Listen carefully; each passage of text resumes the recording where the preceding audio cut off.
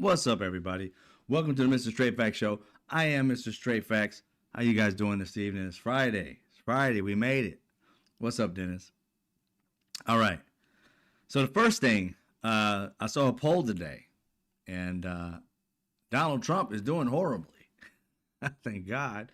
I want the country to do better, but not under him, because again, something's wrong if it's under him. Somebody done tricked us or some shit. It's a lie or something. We need better leadership. But I can tell right now he probably throwing ketchup, peeing on himself, doing everything, just pissed off for the main fact that his overall job approval is 36%. I don't know who those 3.6 people are, because that's like 3.6 out of 10. I don't know who they are, but they slow as fuck. We all know that. They slow as fuck. They rode the short bus. There's no way in hell a man has destroyed the fucking economy. Destroyed it. And 3.6 of y'all decide out of 10, I think he's doing good. Y'all slow. But anyway, the majority is saying, hell no, we want him to go. He is horrible at what he's doing. Tariffs does not work. And this is what kills me about these people. If we don't have the industry, tariffs are trash. You can't buy American if America doesn't produce said product. If we don't produce it, throwing a tariff on it is just making it worse on us. But if we produce it, let's say we produce, and it ain't even all, but let's say if our Fords, okay, were made 100% by Ford. They made everything, the alternator, the engine, and the bolts, and all this shit like that, the spark plugs. They made it all in America. Everything from the rooter to the tutor was American. Then throwing a tariff on is awesome for an American company because they can just make it all, and therefore we don't have to go outside the country to get it, and then America grows. And let's say that car becomes number one in the nation, then throughout the world, and people all over the world want those cars. Then they have to buy it from us and pay a lot of money for it. Or we build a bunch of them and sell it for cheap and have robots do most of the work and still make a shit ton of money for the country and the businesses in the country through taxes. But they try to fuck us on taxes. But anyway, that's how tariffs would work for us. But we don't make products, y'all. We are a consumer country. That means we buy shit more than we make shit. And why aren't we a manufacturing company, this industrialized country anymore? Because billionaires decided to ship everything overseas for slave wages. Like in the 80s and the 70s and all that shit, they started to move, not 70s, mostly 80s, they started moving that shit. In the 90s with Bill Clinton, at the end of George Herbert Walker Bush, they all, the NAFTA and all this other shit, that's when our corporations, when we were a country that built shit and everybody wanted it from us, American made, all that shit left because the billionaires wanted to make extra bucks. And just like many of liberal leaders, Bernie Sanders, Ross Perot, they're all saying, I can just hear the American jobs leaving. I can just hear American, the American dream disappearing. And what happened? Exactly what Ross Perot said and exactly what Bernie Sanders said. And now they're trying to say, we're going to bring it back. Why do you trust the people that took it from you to somehow bring it the fuck back? They got to have an angle, because the reason why they took it away from us is to make a shit ton of money. We ended up going from like a few billionaires to thousands of billionaires because of what they did. And now they're starting to see that China's whooped our ass at this shit because they realized they've been able to build shit for way cheap and don't need human labor as much. And they're like, we can build those robots too and do exactly what China can do and be able to make a shit ton of money. And we can say fuck you to our people too. We can do the same thing. Come on, let's get... You could have thought of that shit a long time ago. But no, you took it away from Americans. You effed them over. Wages went down. The American dream started to fucking sail away. You didn't care because For you, the American dream was growing bigger and bigger every day. You became tens of millionaires to 100 millionaires to billionaires. And Americans, the last 40 years, have gotten a very small wage increase as opposed to how the inflation and everything is. When we were like 40 years ago, you can buy milk for $1.99. Now that shit $4.99. It don't change. But our wages hasn't changed that much since the 80s and 90s. And so we haven't had that much of a raise, 3% when the rest of the economy is growing at 12% on average. We're getting a 3% raise. You're going to always stay behind unless you start to skyrocket yourself past this 3%. And usually what that meant for us is mom and dad both had 2 jobs, if not 3, and starting a small business. The gig economy came.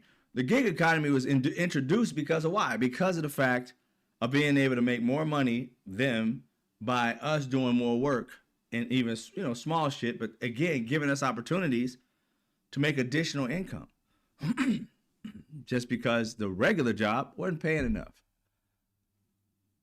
You remember all that stuff, like when things started to shift. If you guys remember, I don't know how many of y'all is as seasoned as I am. I'm 54, but if you are that young, you remember that we would be able to have a job, right? And like your parents, whatever, may have had one job to take care of a family. Dad may have been the only person working. He had a job at the factory downtown or whatever it may have been. Being able to bring in enough money to help you in high school and get you off to college. That shit disappeared once they started sending all the shit overseas. And gradually, mom and dad had to get 2 jobs each. The kids, latchkey kids, a lot of us. Because in order to get by, 2 and 3 jobs had to be had. That's not because of your doing or your parents' doing. It's because of billionaires decided they wanted to make money hand over fist and said, fuck Americans, we'll just make them pay a high price and we'll go buy for low. Instead of creating more industries in this country and realizing technology is going to help them in the future, we could have remained a manufacturing country and we'd be ahead of China right now. But no, America made bad decisions based off greed and not giving a fuck about their people. It's sad, isn't it? To think that your government didn't give a shit about you. These billionaires didn't give a shit about you, that they sent the jobs overseas so they can make a grip of money and so that you could end up having to work for less. Because not all of us was going to go into tech. And that's where they're going to make all their money. They figure we can go to tech. We don't need this manufacturing shit. We can send it over there, make it for $3 and send it over here and sell it for $300. We good. America, fuck y'all. We're going over there and do it. You'll buy it, but how are we going to buy it if we don't have the jobs? Did you think of that? Because they knew we would go into debt because our kids need shit. And when we go into debt, they're making money hand over fist. We're making it by selling the product, buying the product for cheap. And then we're having a majority of Americans live paycheck to paycheck by actually getting loans to buy shit, layaway to buy shit, credit cards to buy shit. You never make enough. And therefore, you're always in debt some way, shape, or form. That shit was planned. Before you even thought about it, it was planned. They knew you wouldn't be able to make enough money because they knew their jobs weren't going to offer you as much money as you was making before. They wanted to break unions and still do. If it weren't for unions, most of these Americans having homes and houses, you wouldn't have them. Almost a high percentage of homes that are bought in this country because people belong to unions or management. The low-level people, y'all still in apartments. Or heavily in debt, leveraged to your top gums, because you had to get loans and do whatever they had to do to be able to get that home.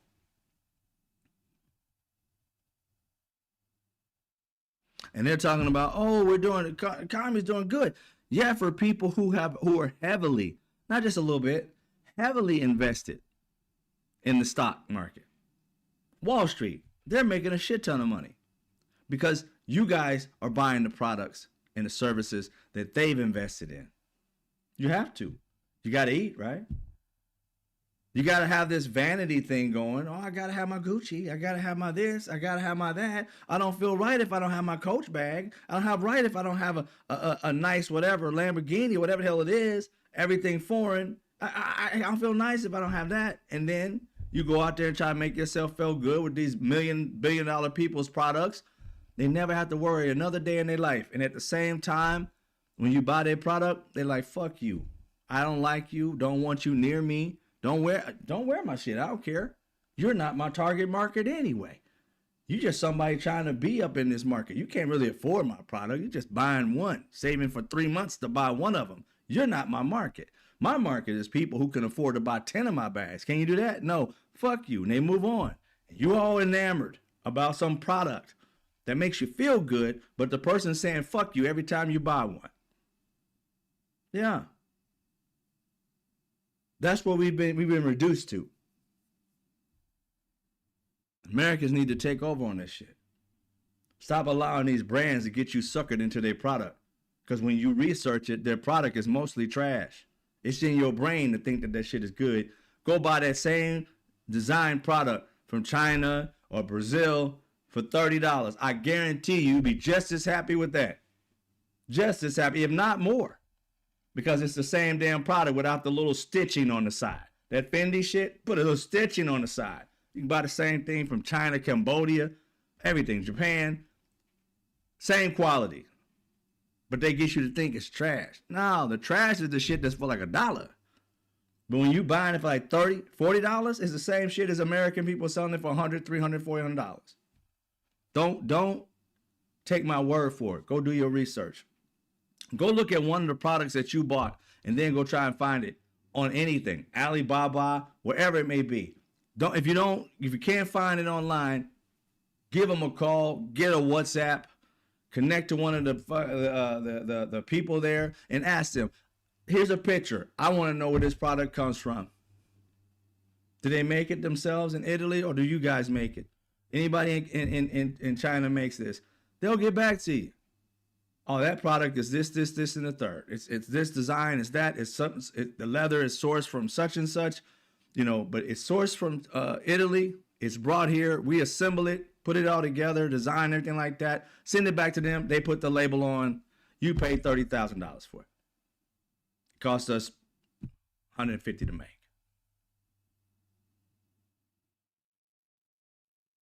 At some time, Americans got to realize you're getting got. You have to realize there's a way for you to get out of that little bubble of getting got and start making money instead of being played all the time. Just saying. So, Donald Trump's approval down to 36%. Now, what else do we have for today? Oh, the Epstein files today. 95, well, not the original Epstein files that they have in the DOJ, not that, or the grand jury. That has not been released. We got 7 more days until those come out. A week. It's the 19th, if I'm not mistaken. You got a week. They're going to try to prolong it and do some other crazy shit, try to get the Supreme Court to try and change something. But regardless, 95,000 photos. Dog, 95,000. I thought about that shit. I was like, ooh, I am 54 years old. I don't think I have 95,000 photos of my life from when I came out the womb to now. 95. Man, that's a lot. And that ain't even everything. They just letting out new shit. We already got a whole treasure trove of photos, like 150 or something like that the last time. They decided, okay, I released 95,000. Like, you got more? I mean, damn. 95,000. And what they released today is after they looked at about 20,000 of it. So they're about 1/4, a little bit less than 1/4 with just even looking at them. They haven't even looked at the rest of the 75. Yeah, 70,000. It's 25. Yeah, 70,000. They haven't even looked at 70,000 photos yet. 70,000. Now, Representative Robert Garcia, and I hate when people do this. You know, Robert Garcia, love you, bro. I see you fighting and everything like that. But this ambiguous bullshit you pulled, I mean, it's like, oh, it's some of them are bad, but man, some of them are just like, oh, we can't release them, but they're just like really bad. I'm like, what? They were little kids? We got what you got? What you got? I hate that bullshit. You know what I'm saying? If you can't say nothing, shut the fuck up until you can. Don't be throwing shit out there and got everybody wondering. I can't stand that. You know, I'm gonna tell y'all, this is who I am. You may not like it. I don't care. I keep it factual. I can't stand a drama, motherfucker. I can't stand it. I can't stand somebody be like, dude, just check this out. I'm like, what is it? I don't know. Maybe you got to check. What is it? Shut the fuck up and tell me what it is. I don't care about this drama buildup. What is it? I can't stand people like that. Oh, guess what's coming up next? Motherfucker, I don't want to guess. Tell me. The fuck does this look like? A quiz game? $64,000 question? No. The weakest link? I ain't playing games on serious shit. What the fuck is in there, bro? Do you have footage of children being harmed? It ain't hard to say yes. You ain't got to say their name. But man, come out. Oh, they're so gruesome. They're gruesome. What the fuck are they, bro? God, I hate that shit, man. I can't stand drama, mother. I can't stand y'all. Y'all get on my fucking nerves. Oh, what about tune in next time? Fuck you. Tune in right now or shut the fuck up. God. Y'all trying to get off clickbaity and shit with it. These are people's lives, man. Don't bring shit up unless you can say something. Having people trying to tune in to the next goddamn video drop. What the fuck is that?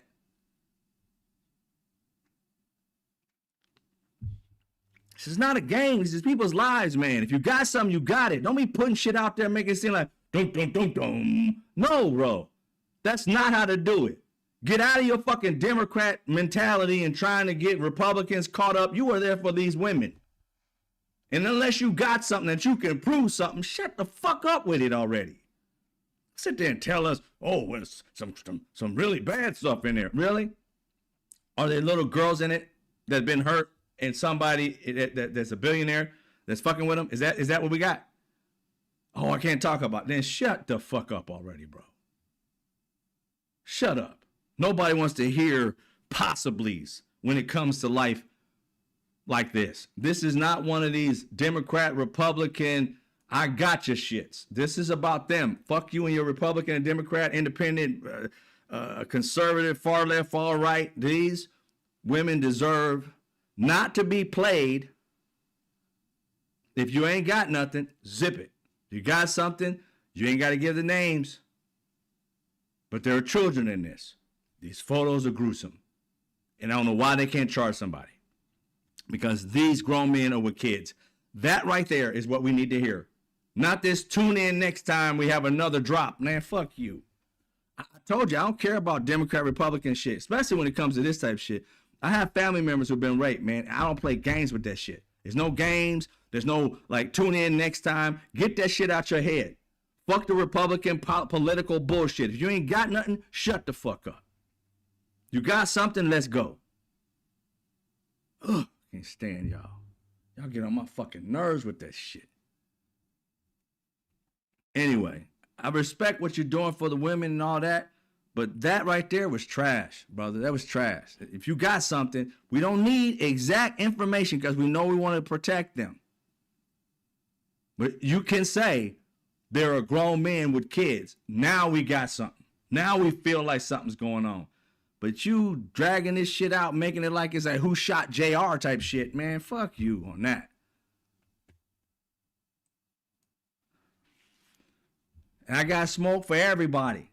I don't, Republican, Democrat, if this is your style of doing life, I got smoke for you because I can't stand that shit. Don't be tuning me into nothing until you got something. Because oftentimes when you talking about tuning shit, you ain't got shit. People waiting, what happened? What happened? And then you're like, well, we don't know for sure. Man, shut up.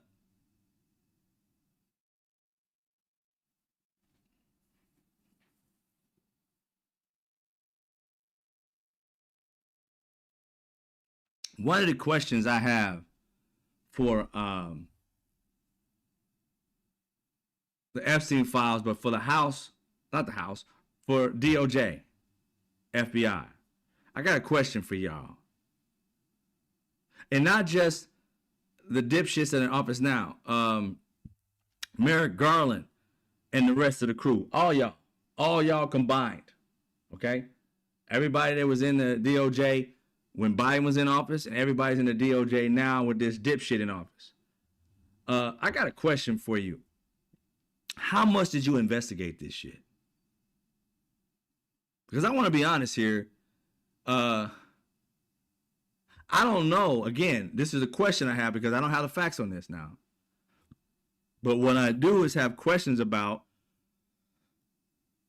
when Donald Trump's lawyer went and interviewed or talked to, I wouldn't say as much as an interview, to Ghislaine Maxwell, right?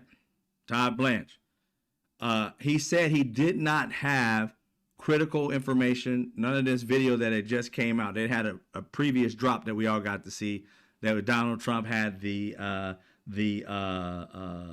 birthday card shit. And Todd Blanchard went down there and said, I didn't have it. He'd already been down there. And everybody said, after seeing this, he goes, I didn't have this. And I'm like, wait a minute. Why the fuck didn't you have this? Because this was the estate giving it to the committee of Republicans and Democrats. Democrats released it, though. You didn't have it? Merrick Garland, what was y'all doing? I mean, you said you couldn't charge people for any of the crimes, but you didn't gather all the evidence. That shit don't make sense to me. How is there a 95,000 drop coming that you don't already have, bro? These photos coming out and Donald Trump with all these young women or girls or whatever they are, we can't tell because they've been redacted. You couldn't figure nothing out with that. And if you didn't, you don't have it? You don't have these documents? How deep did you search for it? Because again, it makes it seem like, now again, I could be wrong. That's why I'm asking this question, Democrats. Not even Democrats. DOJ under Donald Trump and under Biden. Merrick Garland and Pam Bondi. I'm trying to figure out, how is it that you guys act like you don't have these 95,000 photos plus that big dump previously? It wasn't 95, but it was a smaller dump previously. They had Donald Trump with the photo and shit like that. He had drawn the photo of the little girl and signed his name in her vaginal areas as if it was the hair or whatever, right? So you act like you hadn't seen that you didn't know that was in there. And then Michael Wolff said he saw a photo of little girls of a certain age. You know how old they were specifically because they don't know them. But he thought they was kind of young. And all surrounded around Donald Trump, and his pants were wet in his crotch area, and they were laughing. You have not said you had that photo or not. She got appalled by it, like, oh, you saw that. That was just a figment of your imagination. But she didn't say nothing definitively because when it does pop up, she can't say that she lied under oath because she just act like she just went off. You just believe everything, don't you? Blah, blah, blah. But she never answered the question. By doing that, she didn't lie. Therefore, she can't be charged for lying. She never answered the question. But the point of the matter is I got that question, and I hope other Americans do too. In media, when you get a chance and ask this asshole questions, meaning Donald Trump and others and DOJ head, when they come and talk to the committees and shit, ask them these questions, these photos being there, get a yes or a no. If they go off with a little attitude, like now that you done had your little moment, the answer is yes or no. And if you keep on going down this path, I'm going to take it as a no because you can't answer a simple yes or no if you saw a photo. Have you seen all of the photos that came in? If you say yes, then you know if it's there or not. And if you can't answer, that tells me that you believe it's there, but you don't want to admit it. We got to get you under oath. Say something. And somebody needs to keep asking her that damn question until she says something. Same thing with Cockeyed Cash Patel.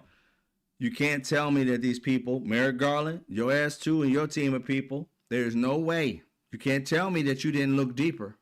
If you tell me you didn't look deeper, maybe you're trying to protect some Democrats. I told you, I don't give a damn who's in it. I love me some Obama. And I ain't trying to I ain't trying to disrespect his name. I'm just saying with somebody that I respect, even that person that I respect, if his name is in there, if somebody says anything, I don't give a shit. He got to go. So Republicans should be the same way about Trump, but no, y'all in a cult. He can do no wrong. Even if he did do it, you'd be like, was that really his penis? I don't know. It could not be attached to him. Could be somebody else. He could have had a fake one. Y'all make up some shit. I'm going to keep it factual. If it's done, it's done. Now, I'm not putting anybody's particular name in it because, again, I haven't seen any of that stuff happen. I'm just saying, I'm for the facts. I don't give a fuck who it was. I really don't. I really, really don't. If these women can be able to look at this documentation, look at the houses and the rooms and shit and everything like that, and be able to recall stuff and be able to add on to the evidence. So that's what tripped me out too, is because Merrick Garland, what's her name? Pam Bondi, Kash Patel, who was there before? Christopher Wray. I got questions for y'all. This evidence that you say that doesn't prove nothing, the thing that fucks with me really hard is this. You may have gathered all this info, but you didn't talk to the women who went through it because they're acting like you guys have never recognized them. So if you have evidence and you haven't talked to the people who've been in the rooms, who could validate the pictures that you're looking at and understand what just happened, one of these women could literally look at these pictures and be like, oh, that's right after he raped me. He left there and came over here. I remember because right on the wall, there's a picture of this, that, and the third. You never know. If you haven't interviewed these women, Merrick Garland, Pam Bondi, and attached it to these photos, then you're not really trying to investigate this, are you? Now, you could have done it, but we haven't heard you've done this.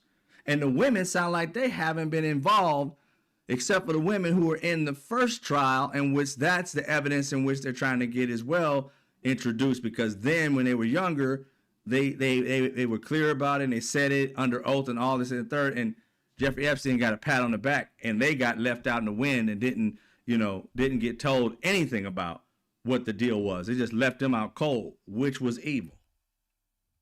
Okay? So I'm questioning Merrick Garland. I don't know what you was thinking. Somebody need to interview that fool. 100%. Like, dude, what was you thinking? I mean, I know you don't want to be political, but what was you thinking? This ain't got shit to do with politics. I don't care if it was politicians who were doing some of this dirt. They don't matter. That ain't political. Not at all. If you didn't want to step on Trump's toes because he was running for president, then you fucked up. You're the reason why we got this asshole as our president. Because had you done your job and been vigilant about it, he would be in jail already. He'd been probably serving time for at least a year, but you waited 2 to 3 years to even start shit. Because you didn't want to seem political. But somebody needs to intersect that man's life and ask him a bunch of damn questions he need to get. And if it ain't got to be just a reporter, House, Senate, bring his ass in. Representative Robert Garcia, bring Merrick Garland in. I know he was a part of your Democratic Party team or whatever the hell it was. He was part of that administration. I don't care. Bring him in and ask him why. Bring in the agents. Ask them why. Bring in the agents that were hired to find Donald Trump's name. Where the hell they at? Why were they? What were they told? What was their actual mission? This is the shit you should be asking. Bring in those military men and women in, or military, they were FBI agents. Bringing those FBI agents in and say, what was you doing? And how many hours did you get paid for that? Was there a lot of overtime? Yeah, okay then. So what did you find and what did you turn over? We're going to get into this. No sugarcoating it. Everybody's ass is on the line. What we should learn from this is that if this shit ever happens again, it should never happen fucking again. Everybody should be held accountable so that they don't put their hand back into that fire again. And if they do, they should automatically see the examples that we made of the last people who put their freaking hand into that fire. That's the way I think about it. 100%.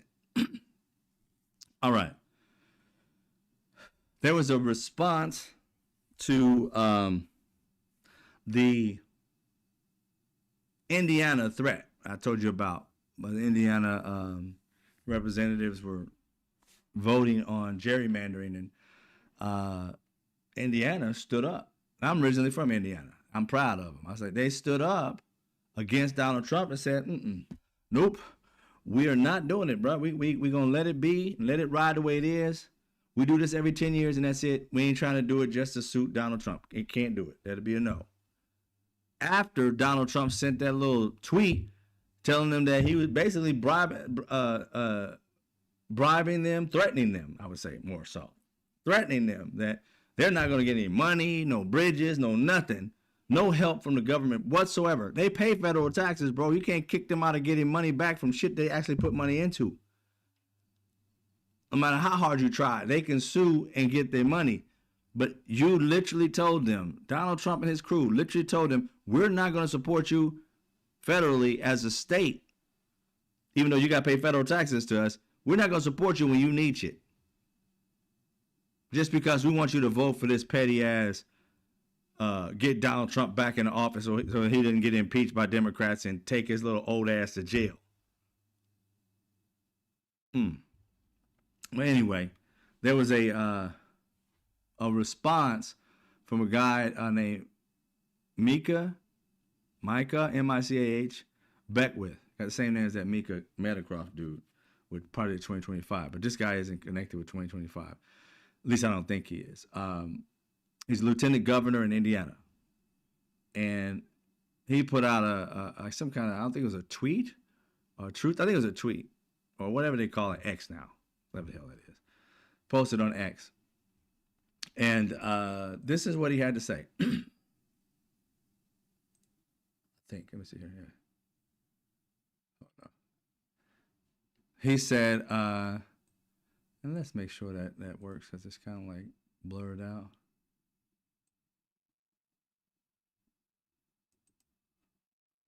There we go. The Trump administration was very clear about this. They told many lawmakers, now this Mika Beckwith is a conservative. He is for Donald Trump.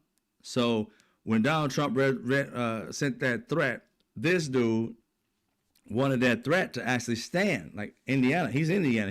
He wanted his cohorts that are Republicans to be scared and do what Donald Trump said, because Donald Trump supported them type of thing. He said the Trump administration was very clear. Like this dude takes orders from Trump. That's crazy. You're your own state. I thought you guys fought for state rights. Anyway, they told many lawmakers, cabinet members, and the governor, and I think, that this would happen. That this would happen. The Indiana Senate made it clear to the Trump administration today that they do not want to be partners with the White House. The White House made it clear to them that they'd oblige.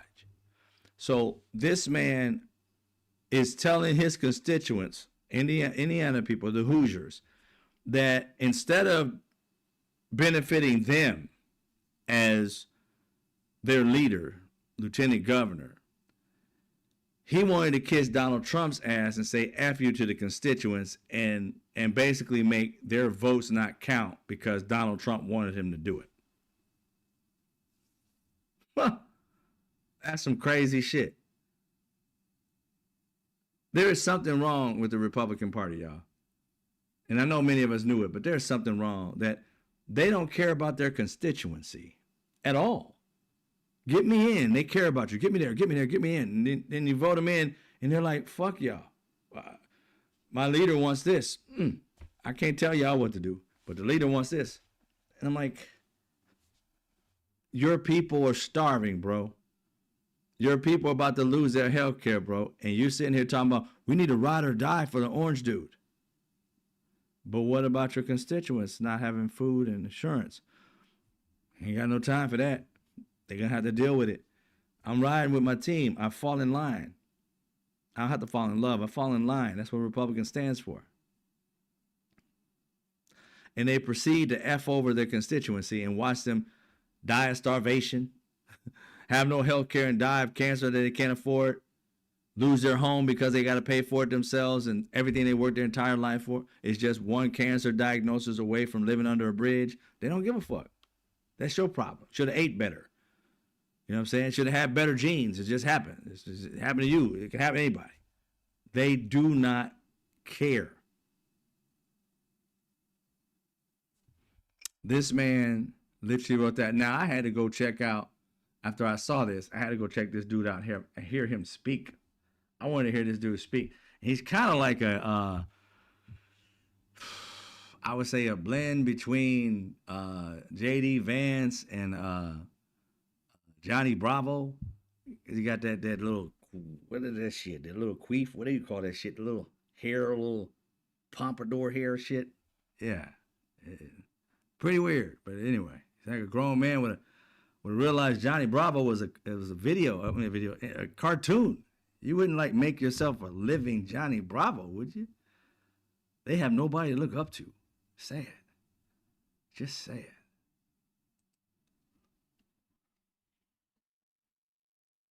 Lieutenant Governor, thanks for being with us. Your initial reaction to this in your home state tonight?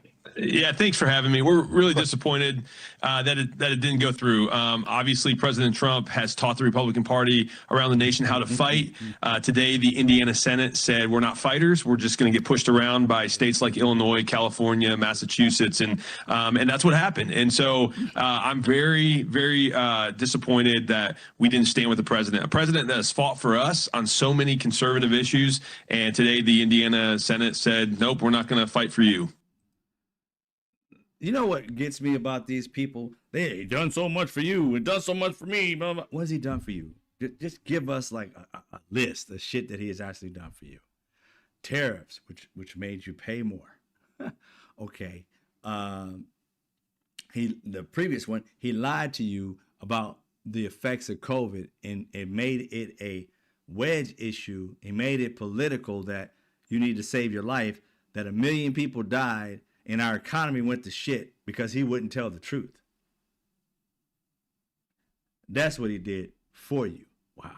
Okay. So what else did he do for you? Oh, he created tariffs last time, which brought up the economy, and interest rate starts.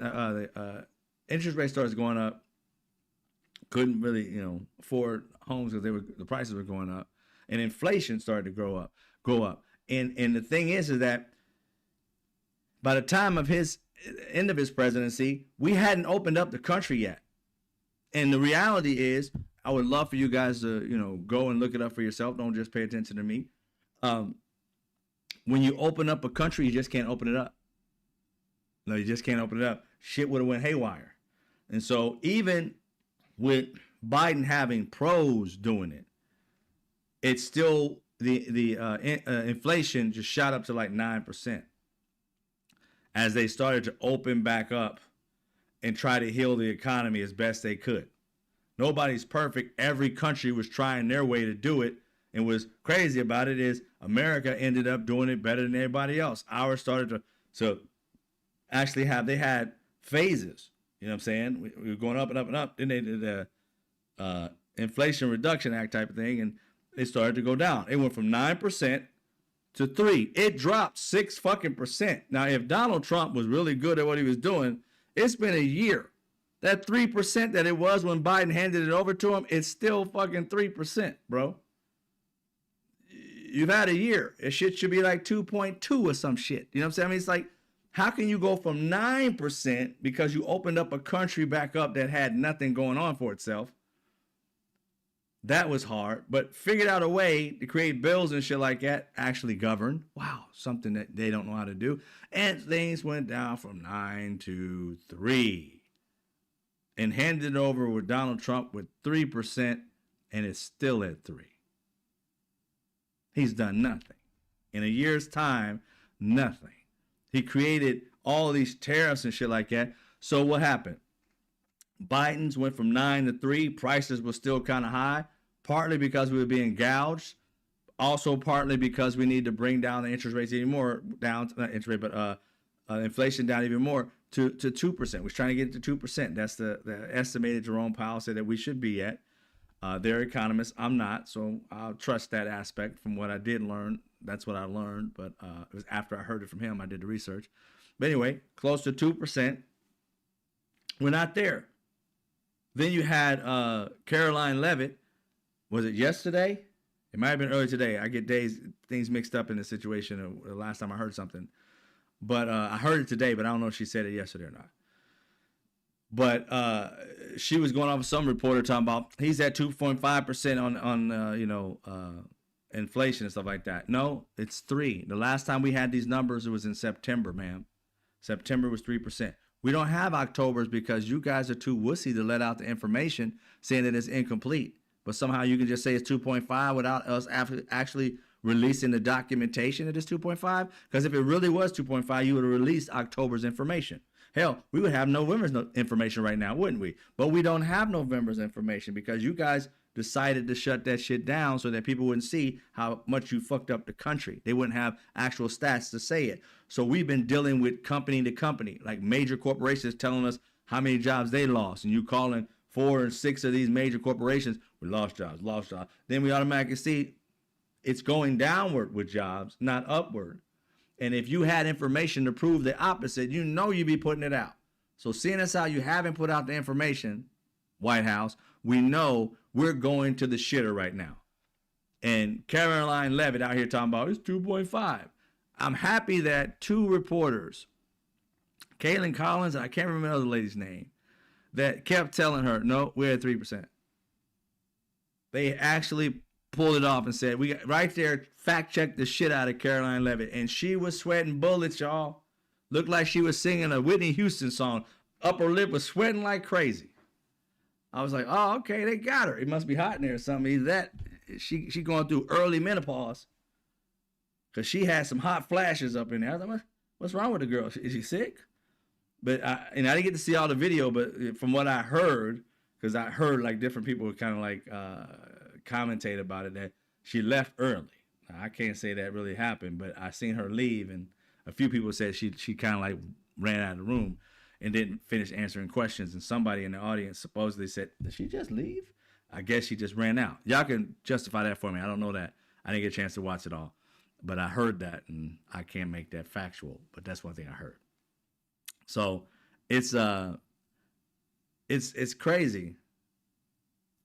It's crazy to think that the stuff that we're going through in this country, we got people like this dude out here telling people we should just follow Donald Trump. This is for his Republican people. Just because he asked them to. And he didn't even ask him. He threatened them. You ain't getting no federal funding if you don't vote for me. And they had the balls to still say, nope.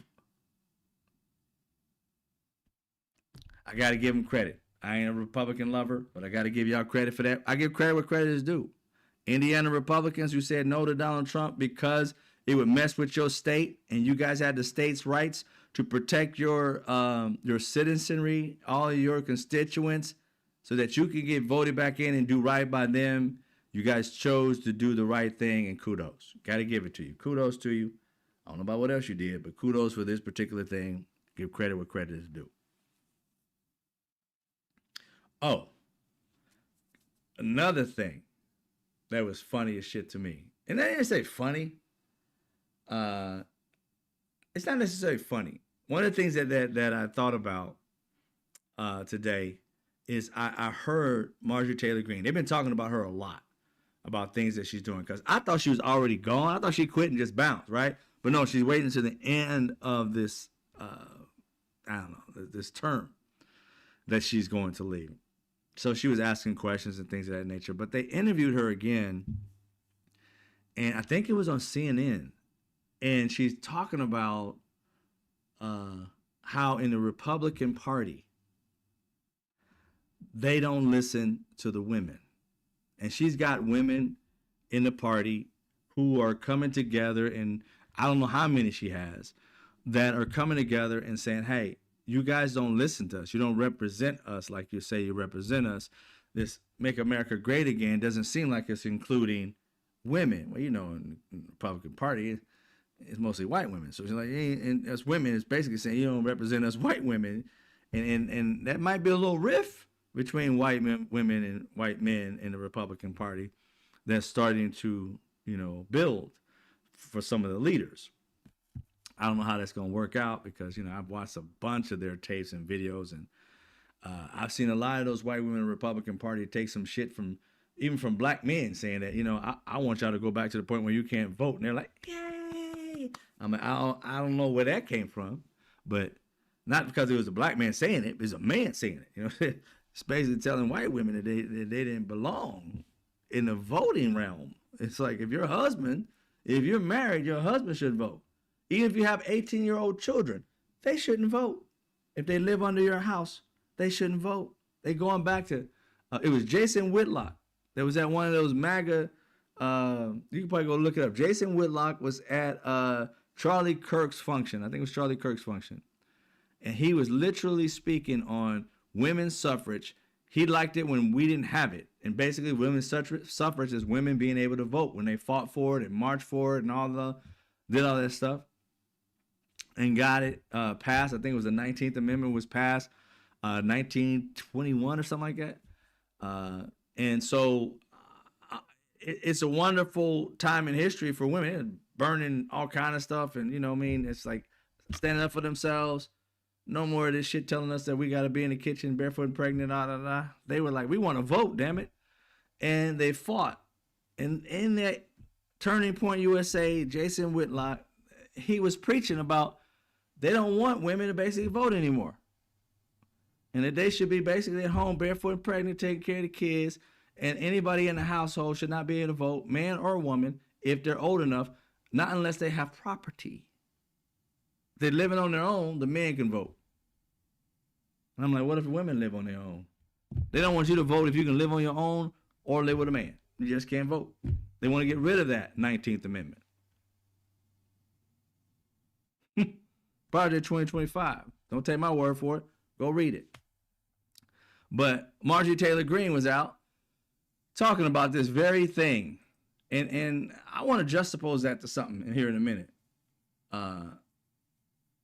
I want to juxtapose that to something here in a minute, but we're going to listen to her say what she said and juxtapose it to other people in that party, in that Republican Party.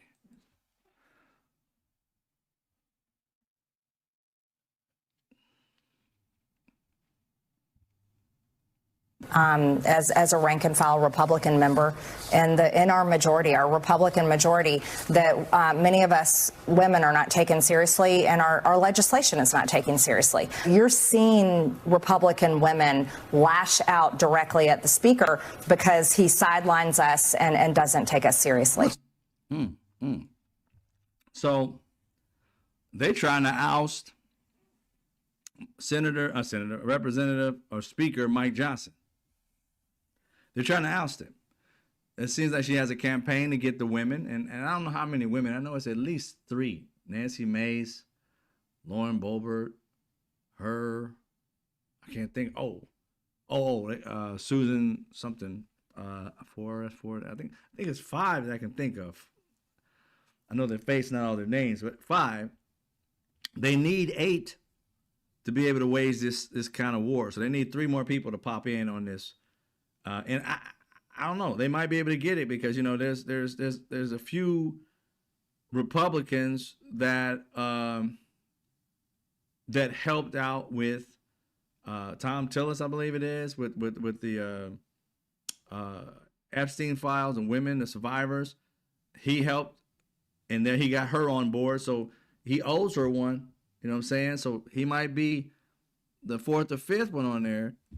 And then they need like 3 more people. I mean, if that's what they're trying to do, it might be one of those little processes they went through before. It took them like 15, 17 tries. Don't know. But she's on her war path. She's ready to do it. And so I'd beware if I was Mike Johnson. You done F with the wrong, nut job up in there. I think that bleach done got to her brain. So she really going after you, bro. And you know what? She more man than you, to be honest. She more man than you, Mike Johnson. I'm going to give it to you. She's more man than you because your ass is always wimpified. You ain't never stood up to a man in your life, it doesn't seem like. Donald Trump did some racist shit, and you was like, well, what is it? Somalis, you know, they want to take over the country, stuff like that. Who's trying to take care of the country, bro? Are you really talking about Ilhan Omar?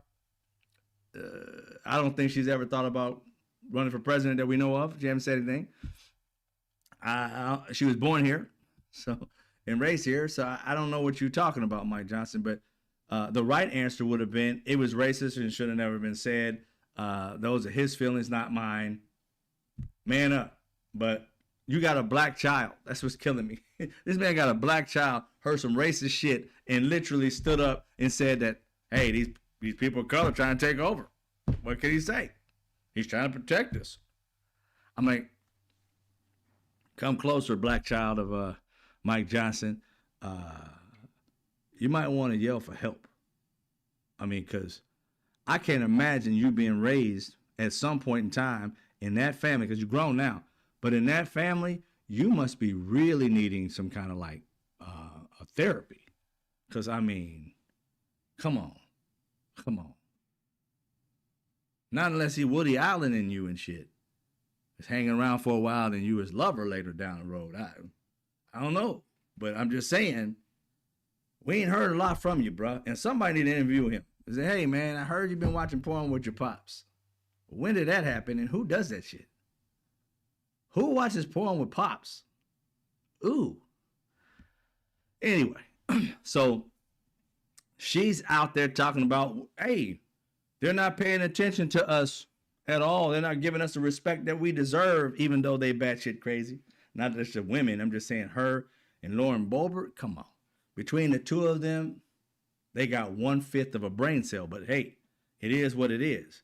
You know, they can pick and choose something. But if you hear them speaking and asking questions, I remember Lauren Boebert would say some shit when Donald Trump was president or whatever the first time, or even when Biden was there. She would say some. I think she was there when Biden. I can't remember when she came in. But her just being in the house and she's asking questions like, "Oh, and what about this?" And the dude was like, "Where'd you get that information from?" And this chick was talking about she got it from like one of the right wing like tabloid type shit. It was factual. He's like, I wouldn't take information from a. I'm like the FBI lady. I mean, you literally talking to me about some news rag from Republican right leaning shit. What? Really? And she's like, that wasn't from there. He's like, yeah, it was. She had to admit it. I'm like, yo. And then she ended it real quick. Okay. That's my time. I yield my time. You need to yield your entire, like, 2-3 years you had left, whatever. Just yield it and go home and heal your brain a little bit. Just read a book or two and see if your brain start developing again. Because you stopped at about 4th grade. But it was just so funny. Was just funny to me that's a situation. But here's the thing, though. Like I said, I was going to juxtapose this to other things in the Republican Party.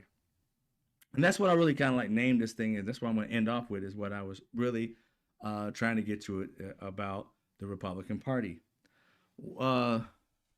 Quick question. For all the black people in the Republican Party, where the hell y'all at? They got y'all in a dungeon. Y'all need help. Y'all can send up a smoke signal or something. Let us know. We ain't going to save you, though, because you built this shit for yourself. This is a house you built. We ain't going to save you. We just walk by the cage and be like, want something to eat? Because, I mean, you guys have been non-existent. None. I mean, you didn't get nothing.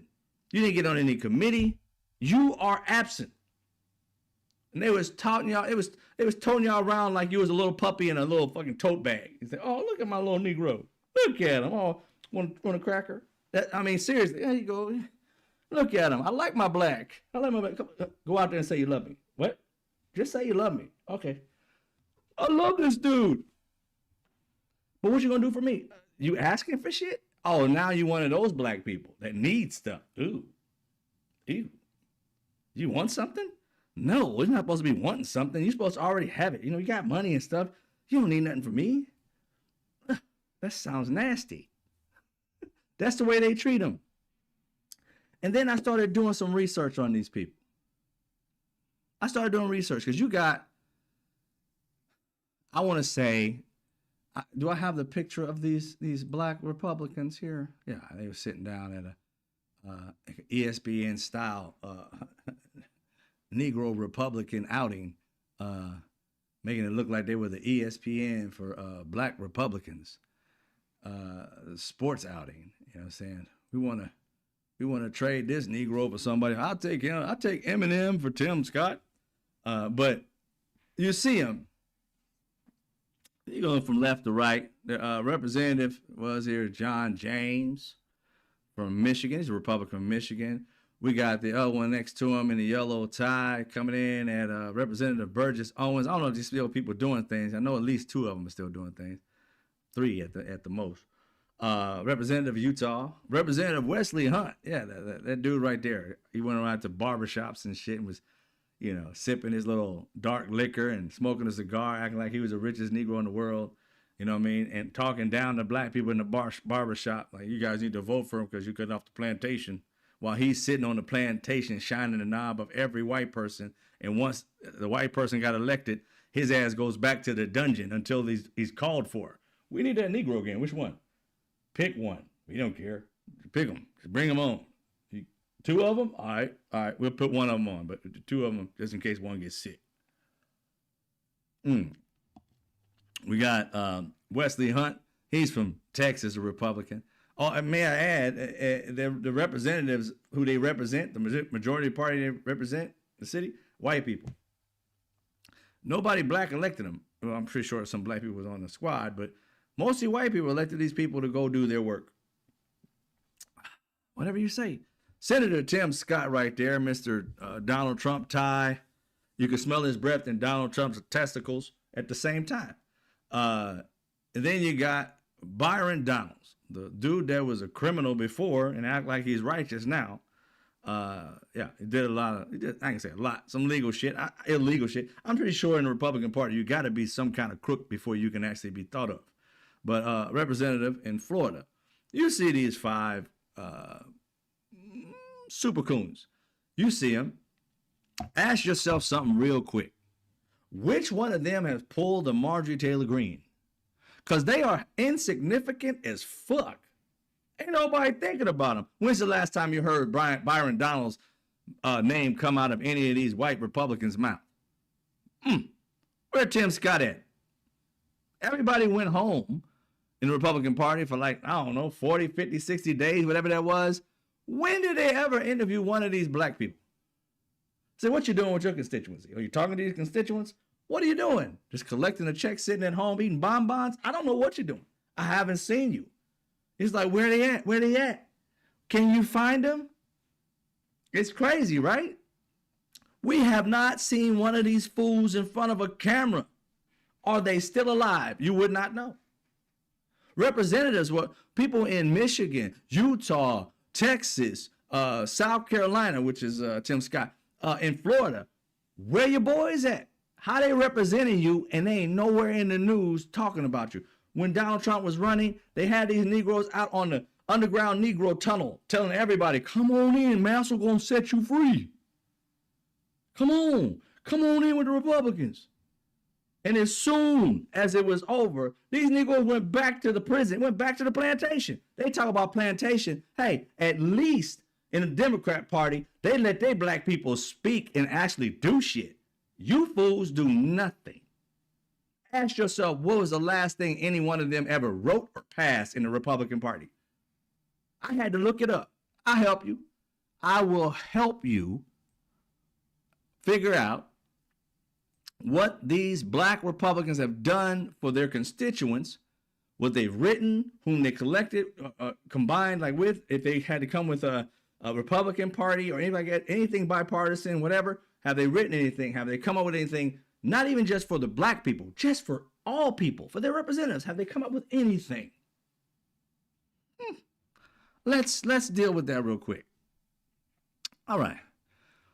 When you talk about these Republicans, you'll understand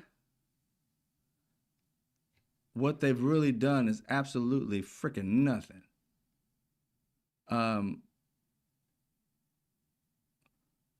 This is the uncomfortable truth. In the modern Republican Party, black elected officials are almost never positioned as policy architects.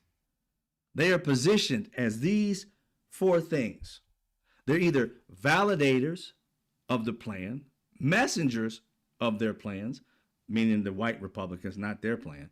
The symbols of inclusion. They look like, look, we got Negroes too. Look at them. But they put them on display and then put them in the shelf whenever they're done with them. They don't let them actually get to come out and play with everybody. And then they're cultural shields. So they're talking points to say we do shit for black people too. Look. But their thing for doing for black people is electing white people electing black people to sit there and do white people's work. Oh, they're black faces, but the people they represent are white people. So whatever they're doing and whatever they would write for would be white, not for black. Now, how are you going to ask black people to come to the Republican Party when the black people who are in the Republican Party are there because white people put them there to do the work for white people? And if they start doing shit for black people, ew, they get ousted or at least relegated to back to being a validator and a messenger. You know, out of the four, out of the five black men that you see right here, do you know there's only one who's actually written a bill or anything, or co-written a bill to do anything? That would be Tim Scott. The rest of those four brothers ain't done shit. Zero, nada, zip. They have not written anything. They have not co-written anything. They haven't come out with any decisions to help a single soul.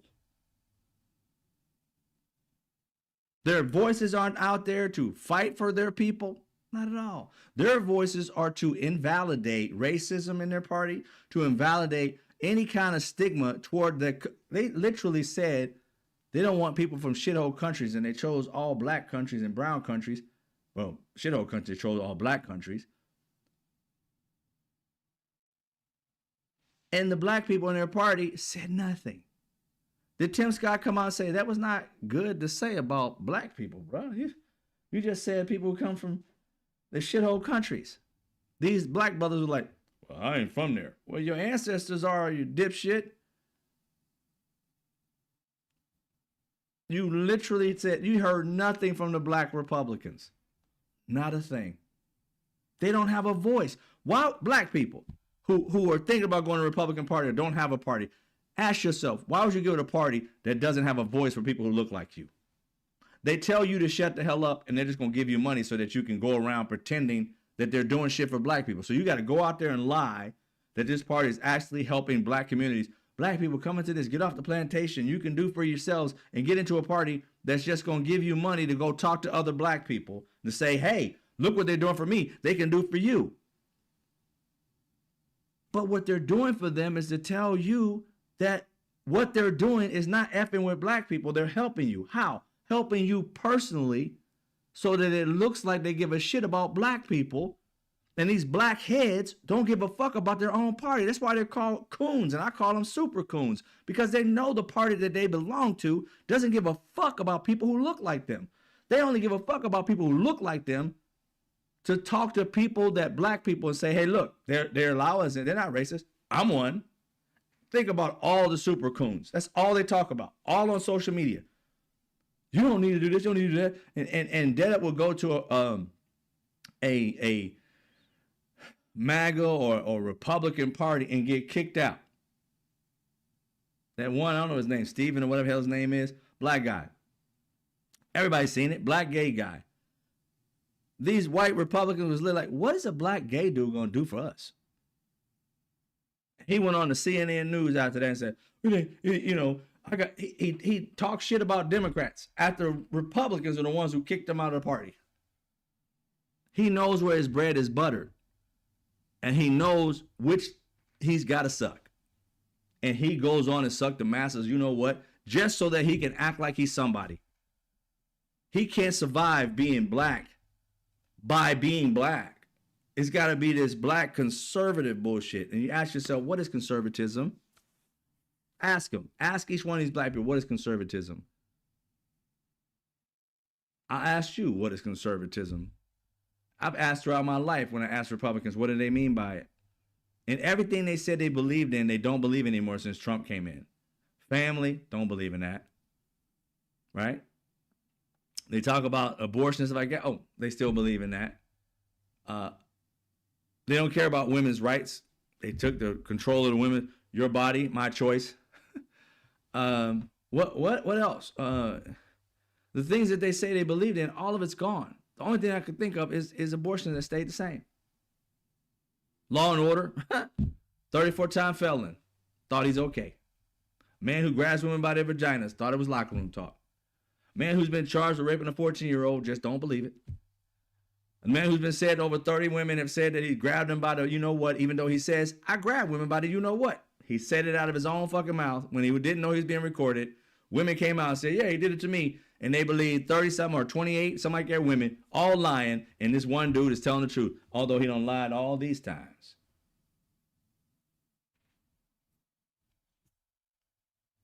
Makes you wonder, what's conservatism? Ask the question and see if you get an answer from these people. But this entire time, these men have not been treated as equals whatsoever. Tim Scott, gay as he may be, out here trying to marry a white woman to get a beard so that his party would actually give him credit, and they treated him like trash.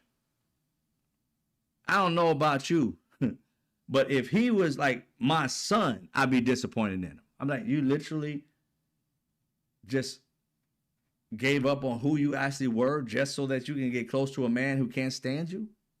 What was your game plan? You thought you were going to become vice president? You know what he did to his last vice president who was white. He set him up to get hung, and you want to get set up to get hung? You won't make it out, bruh. That white man made it. Your black ass won't. You would have been the one that got hung, for real, for real. It's insane to me how these people don't see what is clear as day. Your party doesn't give you a chance to speak.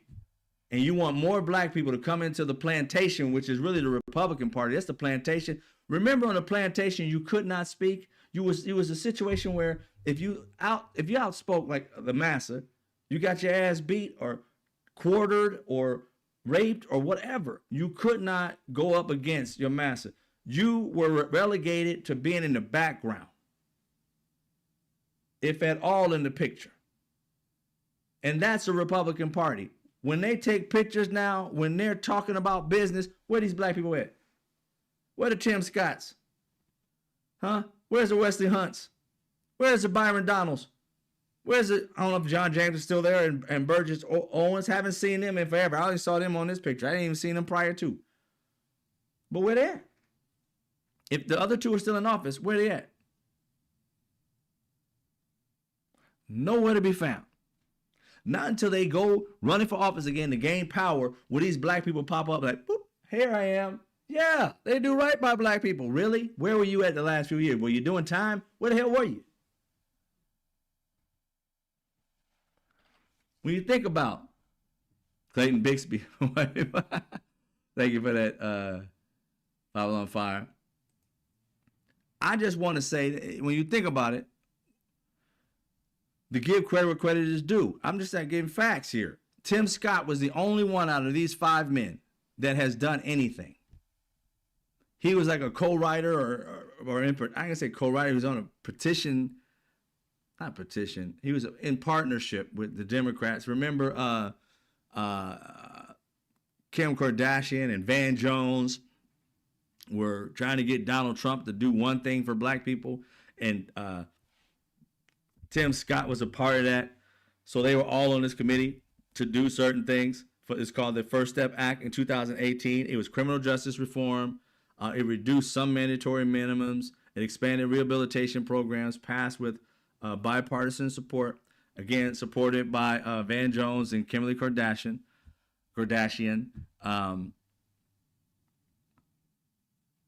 But when you think about that bill, what was it about it? It was narrow, not structural. It did not address policing standards. It did not address sentencing disparities broadly at all. It did not address economic extraction, housing, health care, or education. And here's the crazy part. Because it did not, and this is to Tim Scott's credit, because it did not have these things, Tim Scott himself admitted later that this broader police reform bill failed because he wanted to make it more broad. And it was blocked largely by his own party. Tim Scott tried to do more in the policing or prison and all that shit like that. The First Step Act. He wanted to do more than what they actually sold, they signed for, and his party said no. So even when Tim Scott had something that he ended up being a part of bipartisan with a group of people in 2018, do you understand? This is the only thing this man has done. He's been there for years. And it's not something that he just originated himself, I believe. Again, it was bipartisan, right? He was held back by his own party to come up with one thing that he did. All these years he's been loyal to them. They wouldn't give him everything in his bill. They gave him a little small bastardized version of it that it's like, okay, I'll take a win for a win, but it should have been more stronger. And his party said, eh. And that's the party that black people say they're proud to be belonging to, the ones who are conservative. You guys are slow. You can't see that these people are playing you. Oh my God. Talking about plantation. Take your little black ass back to the cave that I built for you. Go back out there. We'll call upon you when we need you. That shit. You see black Republicans and shit like that. John Lewis did all kind of shit. I mean, I'm gonna go through the black people who have been in the Democrat Party. They've done a lot in this damn country. And you guys have done little to nothing for black people or any people for that matter. You sat on your ass and collected a check from us and done nothing for your constituents. Just do the status quo. Shut your black ass up, sit your black ass down, and wait till we call on you. That's a leader? I think that's a slave. That's the plantation. Leaders actually go up against people. We had AOC go up against Biden on some shit. We had other people in the Democrat, John Lewis, go up against people, and the rest of his soul, against stuff, right? We're going to get into it a little bit before we get up out of here.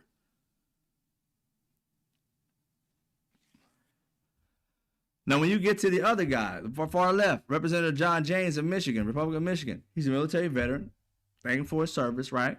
Strong campaign speaker. He speaks well. Heavy emphasis on personal responsibility. That personal responsibility and shit is like, we don't want to do shit for you. Take care of yourself. Why do we need you if you're telling everybody to take care of yourself? Government, I'm giving you money so you can tell me to take care of myself. Well, you're getting free health care from us. I mean, we're not supposed to get anything. We're just supposed to give you money and y'all just do what you want with it. Give it to your friends, give it to yourselves and everybody else. But we give it to you. You're not supposed to give back anything to the American people who put this money in. So why are we paying the government federal taxes at all? This shit don't make any sense.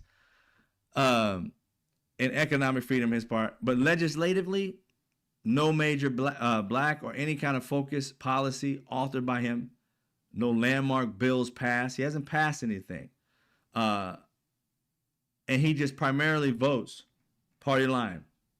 Doesn't have any say one way or the other. What the party wants? Okay. Fall in line.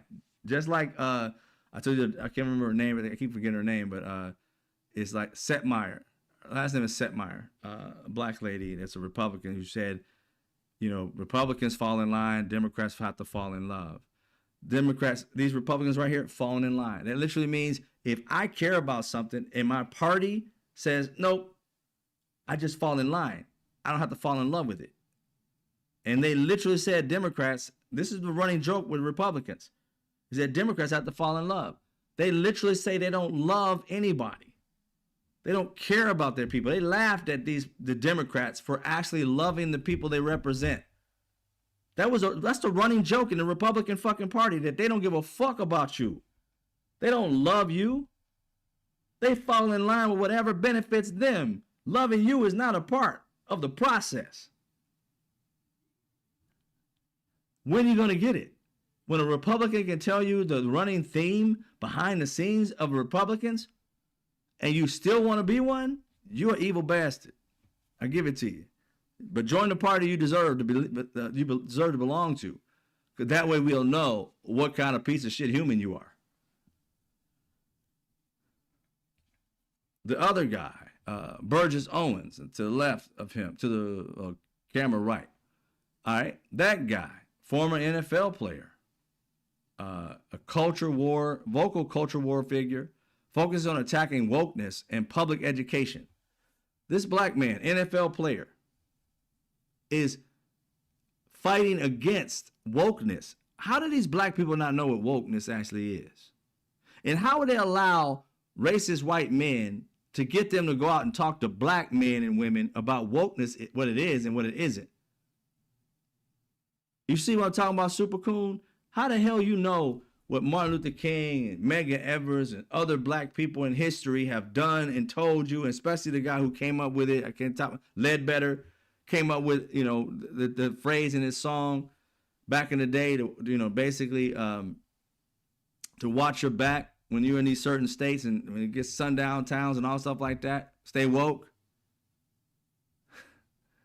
The history for black people and these people, you can't love black people when you're going to let them take a term. Not only let them, join in on taking our term and giving it to racist white people to make and turn it against black culture. And you say you're for black people as a Republican. Shut up. Shut up. How could you go out and promote this trash when you know being woke has shit to do with what these racist white people did and took it and revamped it to whatever it is to make black people, their woke, disappear and become a negative. So black people trying to be positive, saying, hey, look, watch out around this town right here. There's still sundown towns out. Watch out when cops pull you over. Do exactly what they ask. Don't argue and stuff like that so you can come home to dad and to mom. That's for us being woke. And they try to make being woke a negative. Not try. They did it. They got a shit ton of white people out here say they aren't racist saying woke. Oh, woke this, woke that. If you don't know what it is, keep it out your fucking mouth. Quit saying shit you don't know nothing about. That racist bullshit that they got you saying ain't nothing but doing the exact same thing they've always done. Colonized shit that we come up with. Create your own fucking word and what it means. Instead of trying to take that, you could have come up with anything else. But no, anything black, you got to try and take it and turn it into the opposite so that anything we do becomes a negative.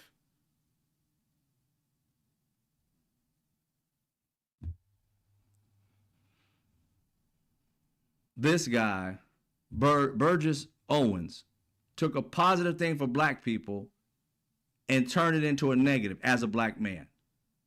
And is out here trying to get other black people to turn on their own people because what, white people going to give you money to be hateful towards your own? Anyway, Wesley Hunt, the dude right there, the bald head dude with the red tie. Military background as well. Thank him for his service. Highly polished communicator. He speaks well to these racist ass people and the black people who don't know any better. Frequently deployed on cable news. They deploy him on news. Like he's some kind of military structure. I don't know, strategy. I don't know what it is, but that's what they do. Legislative record. This man ain't done shit. No major bills, no signature policies, largely aligned with party leadership positions. Whatever they want, I'll do. What you say, Massa? No? I say no. Yes? Hanging black people? You want me to say yes? Yes. Party line, gotta follow it. But you're black though. Party line though. Mm-hmm.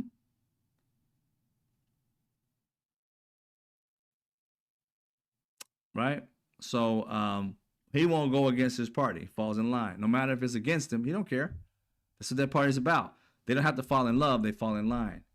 Democrats have to fall in love, which means it has to be something that benefits their people, their constituents, or them themselves, or or the party. It can't just be just whatever the party wants, I'll do. I don't give a damn about whether it hurts anybody or not. That's why you see healthcare going away and they're falling in line with the party. They're not falling in line with their constituents. Their constituents are screaming now, and now they're trying to blame Democrats. Like, well, if the Democrats wouldn't have did this and wouldn't have done that, you would have had health care. If you would have never created a one big beautiful bill, we wouldn't be worried about this right now, would we? And I get reporters not even saying that. They just keep on saying, they let it fly sometimes. I'm like, you're in power, and you created a one big beautiful bill. And that's what's taking all this shit away. So take away the one big beautiful bill, we don't have to have any arguments. You don't want to get rid of that. Okay, then it's your problem. Can't blame somebody else for something you created that caused the problem. You set the fire and you're blaming the person that putting it out. They didn't put it out fast enough. Yeah, don't make sense. Byron Donalds over here, right? Again, they think he's a great speaker. I don't, but hey, that's what their little scorecard record for this Republican. Frequently elevated by the party, its leadership, known for sharp sound bites and viral clips. So he's out there to talk shit. He was a thug to begin with. He was a criminal before. So, you know, I think he wrote bad checks or something of that nature. I can't remember exactly what he did, but it was something of that nature. It wasn't like unaliving people, but it was yeah, something to deal with money, writing bad checks or something like that nature.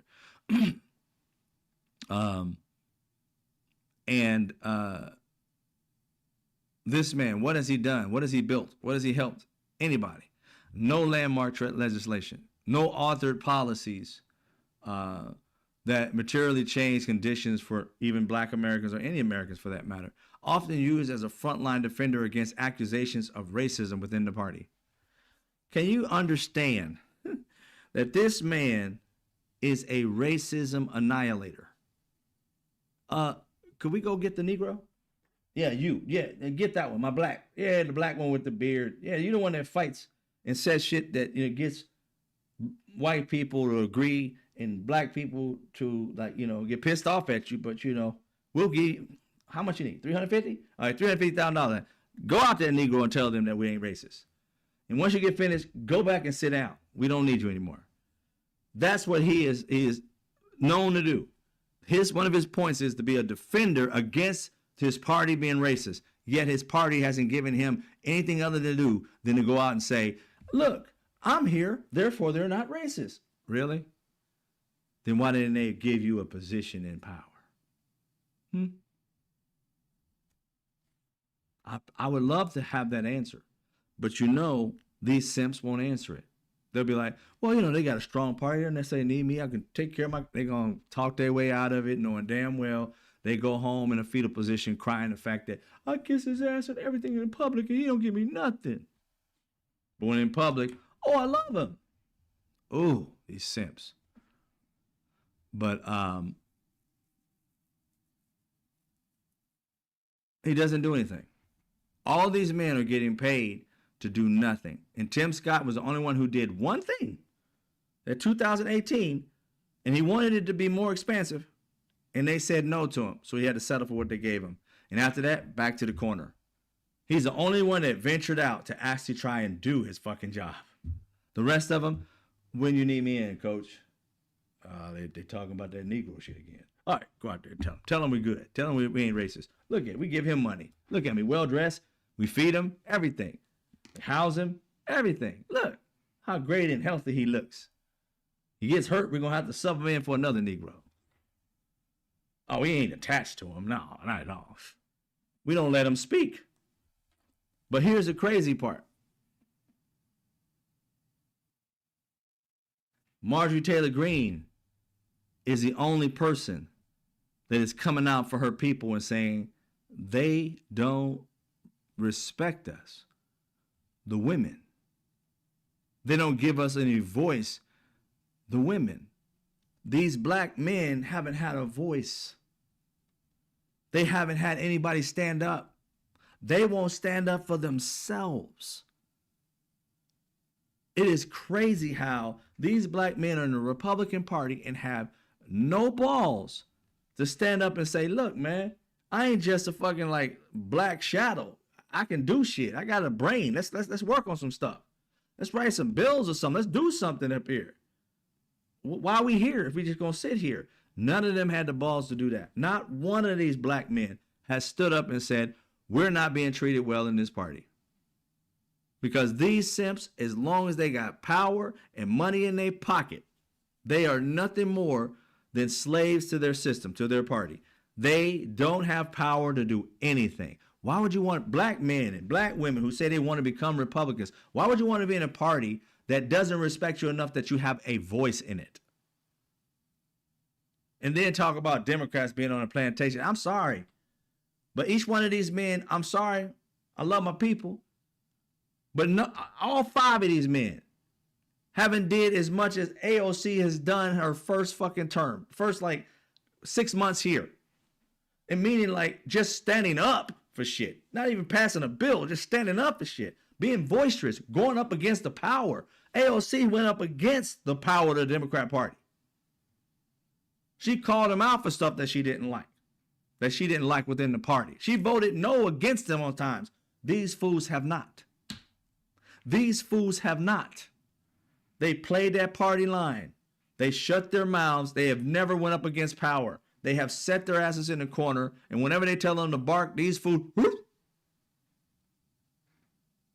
and they keep barking until they tell them to stop. Reminds me of that scene in Eddie Murphy's movie Coming to America, when he had the black lady, if you really want to be with me, bark like a dog, jump on one foot. That's these Negroes.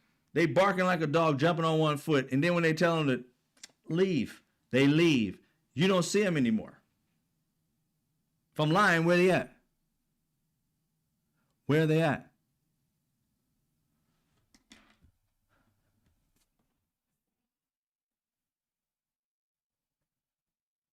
It's just insane to me. If you were really for your party, these black men, why isn't your party for you? And you sitting here telling everybody else, come over to your party. To what? Sit down and smoke cigars and drink dark liquor and then tell other black people how great it is to be in a party that silences your vote, that tells you to sit down in a corner and you stay, tell you don't go in front of the public and don't get in front of a camera. You stand in the background, and when they call upon you to say that it isn't racist, that's the only time you step up. What do your constituents want? Why don't you get something passed for them, a bridge or something? You ain't done shit. The entire time you've been there, you ain't done shit for your constituents, but shut the fuck up. And maybe that's why they elected you. Just to shut you up. We're not racist. Look, we got this Negro working for us. We're not racist. That's all. I mean, I can't understand any other reason why you would be in that party. They relinquish you to being a sidekick. And as far as I'm concerned, that's not a man. That's a boy. When somebody tells you to sit down, yeah, you're a boy, not a man. We got 5 boys here, old as hell, but boys, master's boys, because they haven't stood up for themselves whatsoever. Just doing whatever their master tell them to. They would never come out and fight for something that their master didn't give them permission to do. Jasmine Crockett does. AOC does. Ilhan Omar does. I don't care whether you like them or not. They fight for their constituents and they're boisterous. And these men, wimps. Dude was an ex-NFL player. And now he could be a Batman player. I mean, you ain't got no guts, no balls, no nothing. To just sit there and be a wimp for what? What is it that you want to do? Just sit on your ass? Because that's all you guys been doing. You don't get in front of the camera and fight for nobody.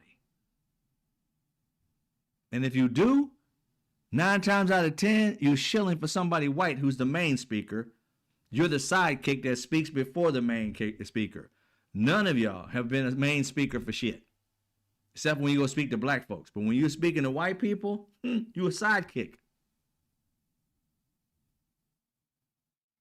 Where have you gone to a rally like AOC and been able to speak to everybody, white, black, Latin, whatever, about your policy, even though your president, who also is Democrat, doesn't necessarily agree with what you got to say? When have you done that? You haven't. And that's the sad part about being a Republican. A black Republican to me is hypocritical. It's an oxymoron. Because why would you be in something that ain't never been for you?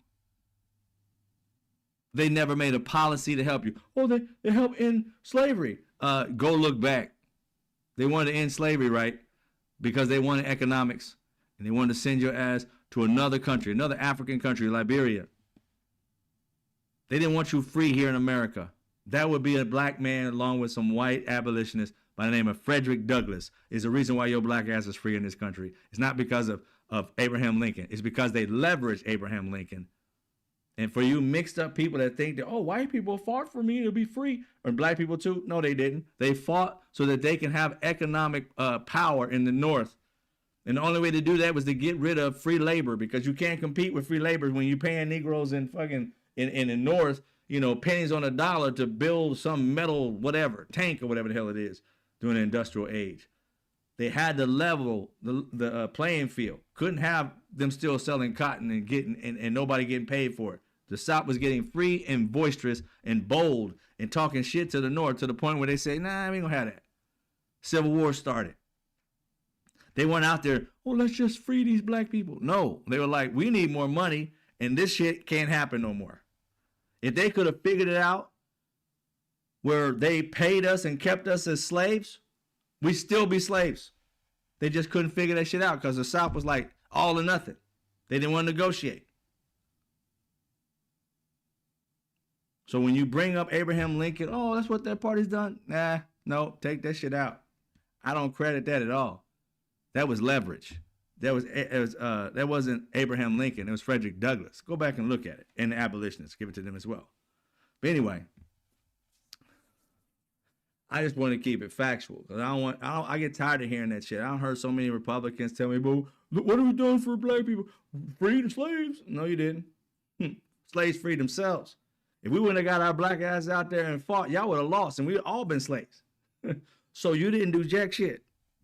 Get the shit straight. I ain't one of those simps that just believe what people tell me. I research it. And I hope you do the same. Go check it out. Don't listen to me. Check out the facts for yourself. All right, ladies and gentlemen, I'm about to get my butt up out of here. Thank you very much. 515, is there anyone not white that supports Trump? Is a mystery to me. I'm white and I knew Trump was a fucking racist in the 80s. What was the Trump provided, right? I knew that. Again, like I said, for them, anybody, it's all about power. The only thing I can think of why black people want to go there is because they don't care about the racist thing. You can call me an N-word all day, every day. I want to get in a party that's going to give me some kind of power, and the power being money. They're just going to give me money to do nothing because the world is not going to, in their minds, the world's not going to change. I'm going to always be an N-word to them, so I might as well join that particular group or that gang so that gang can get me paid to go out and lie to everybody else so I'll be at the forefront. It's the closest way to make the bag to be hated by the people who look like you, but who cares? As long as I can get a Lamborghini, I can get $1 million. Dude, I ain't got no other skill. Let's do it. Because you got to think about Byron Scott was a criminal before he did this. I mean, he wouldn't have made the money he's making right now and have the quote unquote power he has right now to say, I'll vote yes or no if you give me $200,000, if AIPAC or whatever gives me this. He wouldn't have access to that. So they're doing shit just to benefit themselves, to hell with everybody else. And they let the white people control everything while they sit on their ass and tell other black people, come along, get this money. And they end up recruiting the same types of people. I have yet, and I ain't saying it ain't true, because I've seen it in history. I haven't seen it in my lifetime. There was a Republican, and he was a white guy, I forgot his name, but he was very much like a liberal in a sense. He went out and helped people, created programs to help people. As a white guy, he went out to black community and was helping people. I forgot his name. I'll try to remember.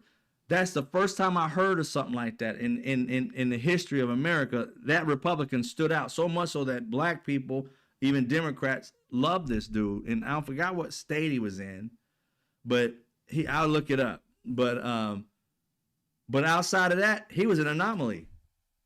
They don't care about nobody. They don't care about the constituents, nothing. Ask yourself, even white people, ask yourself, what is your Republican leader of your city or state or whatever it may be? What have they done for you and your community specifically? You'll be hard pressed to find what they do. Here's the crazy part: the majority of the poorest states in our union are Republican led. The most uneducated, or quote unquote the dumbest people in America, are in Republican states. That should tell you something. And then they're trying to get rid of education. Hell, the ones at the bottom, like the 40%, like 40 to 49 out of 49 state, the 50 state, y'all in trouble as it is as far as education. You ain't got shit because you ain't smart as shit at all. And when they take away education, the 50's already stupid. All the way from like 40 to 50, y'all got issues. And when education goes away, it's just going to be like y'all just left off the map, because education is just AI. And you may not have a college degree, but if you don't know nothing about AI, you don't know nothing about computer technology, computer science, all the new type of things that are coming in the future, if you don't know nothing about that, your family ass out. Because robots and technology are going to be a part of the future. My vision that I think that'll end up happening, y'all, the future is technology driven big time. You're going to end up like, instead of going to stores, you're going to be 3D and shit. You know what I'm saying? I mean, if you think about it far in the future, the possibilities of things, you know, you need an iPhone. Why? You know, they're going to send you the parts and you're going to assemble that bitch yourself. You know what I'm saying? Oh, here's a 3D part. We're gonna fax you the 3D part. 3D machine, make your shit, put it together. That's my Apple, my new update. That's the future. It may be further away than we probably be alive, but that's the future. And if you ain't thinking like that, yo, you're gonna be behind so far. Kids are gonna be so far behind. They're gonna go back to being cave kids. Everybody else is gonna be sitting there just, oh, what you want to eat? And order it, and the shit be at your house. Drones dropping it off, everything. That shit, the future is going to be crazy. And you got to get prepared for that. Can't be afraid of it. Can't be saying, I don't want it. It's going to happen. So be prepared. Start reading up on some of this new technology shit just so that you know where the world is going. Don't be so afraid of it that you don't learn anything about it. The last thing you want to do is be a part of something that changes and your ass is left behind sitting here like you just saw fire and shit. Nick, two rocks together and shit. Oh, God, that's crazy. You're too late at that point. And that's where they want to go. Like I said, the average person is going to have to get ahead of technology, right? You can't get behind it, because if you get behind it, the billionaires own it. Right now, they don't really know the full potential of AI and stuff like that. But if you got visionary type people, if you are one of those type of people, start figuring out how you can make money off that thing ahead of time. So therefore your family can be ahead of the game instead of behind it. And we'll be doing some stuff like that on Avid Solutionists. You know how it is. We're always trying to help and build things better. But I feel sorry for people who don't want to deal with education. If this country is not going to educate you, you better find out another way. Because worse comes to worse, if they start acting a fool, you know what I'm saying, you can always take your brilliance to another country. You know what I'm saying? They talk about teams. You know, like when you're in NBA, it's like, you know, I'm taking my talents to France. You know what I'm saying? If you don't have those talents, you're gonna take your ass to under a bridge somewhere. We take your talents under a bridge. Ain't nobody paying for it. You gotta worry about where the country's going, because they're investing too much in the AI. And if that bubble hits, oh, it's gonna really be bad. If it had like they did with the internet, but they said a lot of people have been saying that the bubble's not there or whatever. So hopefully that's not a problem. But I would learn how to these things work and start making money off of it now. So therefore you'll be ahead of the game and not trying to figure it out and be the person at the end of the line trying to figure it out. Or get your kids into it or some of that nature. You don't want your generation coming ahead of you, or behind you rather, being able to have to start back from zero in a world that's already light years ahead. So, you know, that's what you want to do, is prepare that. But we'll be doing that on Avid Solutionists, a bunch of things of that nature, looking forward on things, creating new things, inventing things, systems and things of that nature, and giving us opportunity to advance instead of regress, and stop thinking about what these knuckleheads are doing so much, that we can get focused on what we need to do, so that whatever they're doing, we're ahead of it. You know, I think in my brain, I'm always thinking like we need a core group of people who are in the not technology, but into politics and things like that, that can always keep us educated and abreast of all the things going, technology as well, you know, food, different other types of industry, farming. So therefore we know what's going on. We ain't got to listen to the news. We know where it's coming from these particular sources who are doing exactly, dealing exactly with those people, the heads of people in those industries. so that we can advance ourselves further than what the minimal shit they're telling us. They usually telling us stuff once they've already made a gazillion dollars off of it and then release it to us. We got to be on the cusp of that instead of being behind. All right.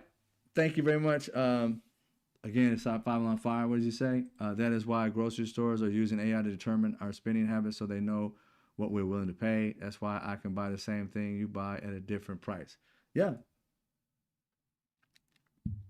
That's why I'm focusing on creating a supply chain from other countries coming here to be able to help, and even in the smallest of ways. And like I said, educate yourself on these things. I know some things about this, but in this process, I'm learning a lot more. And as I learn, like my first product is going to be watches. Like my watch here, this is the actual watch itself. The name of it is Aramay, and Aramay smartwatches. I'm designing those things and saying, hey, look, let's just start doing our thing and start making, money the way we should be making it. And that's, for me, it's called partners. So everything people buy from me, when I get everything up together, they make money as they buy. So I give them not just a discount, I give them money back, part of the profit. Because why? Because we got to build each other up. These people are robbing us and price gouging us. There's a better way. There's a better way. And I'm going to expose that too in the coming year. I'm going out with a bang. However long God gave me to live, I'm going out with a bang. I want to help as many lives as possible. And it's not a charity case. It's about you making money doing what you already do, not buying extra shit for no reason, just within your budget, and teaching people financial literacy. So therefore you stay within your budget and you can still build wealth while doing so. Not buying extraordinary price things, but buying things that pay you back when you buy it. So you become a partner with whatever brand you're with. And that way you kind of feel like you kind of own a piece of it because you're getting pieces of that money put into your pocket. It's not stock. It's like as soon as you buy it, if it costs, it's going to be competitive. Let's say if this watch was $150, you receive a chunk of that money back, you know what I'm saying? Because of the fact that whatever profit I made out of it, I'll give you, 10, 20%. And it's not a discount. It's actual money put into an app that you have. It's almost like Cash App sent to you. So therefore, every time you're shopping, you're making money. And you can do whatever because you ain't going to recognize that money. But if you take that money and set it up, that it's invested for you, then you ain't gonna think nothing of it. If something costs $150, you're gonna buy it anyway. And then next thing you know, after you don't shop throughout the year, and this thing has been giving you money throughout the year, don't touch it. You'll have a few $1,000s that you had no idea because all you did was continue shopping the way you normally shop. You feel me? It's a lot to be done, and I'm working on it. All right? Beginning of the year, we're gonna start doing some great things for us. For all of us, good people, we the people, not that me the people shit. All right. I'll talk to you guys on what's this? Oh, you guys have a great weekend for one. If you like old school, let me get my picture back. These fools, I still got them up. But there we go. I gotta get to my music show. But if you like music, I'll be on in about 20 minutes on TikTok, playing old school music. You get 2 requests. I play my list. I play your list. Close it out. I'm eclectic. I like a little bit of everything. I like old school music. I like technology. I like to create, and I like to, I like to tell the truth. And anybody who lies, I give them that smoke. So we all got something, right? So I appreciate y'all. You're very welcome, Vera. I appreciate y'all. You guys have a great night. Thanks for my members. Love y'all. Thank you for the regulars. Love y'all as well, and subscribers. And I'll see you guys on Monday around the same time, close around 6 to 6:30 p.m. Pacific Standard Time. All right? Much love to y'all. Y'all have a good time. I'll see you guys when I see you. Take care.